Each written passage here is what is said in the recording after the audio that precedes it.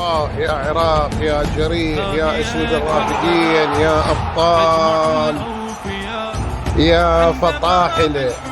الله الله الله الله، الفوز المنتخب العراقي، الأبطال الأسود، الذئاب المفترسة، وتأهلكم إلى كأس العالم في المكسيك. نشكر هذا الجهد، ونشكر الجراهام، ونشكر كل من رسم الفرحة والبسمة والسعادة على الشعب العراقي والأمة الإسلامية. فهنيئا لكم الناصر، منتصرون بإذن الله وفائزون وإلى ربع النهائي كما توقعنا. العراق 2 وبوليفيا 1، وإن شاء الله التأهل إلى ربع النهائي بإذن الله.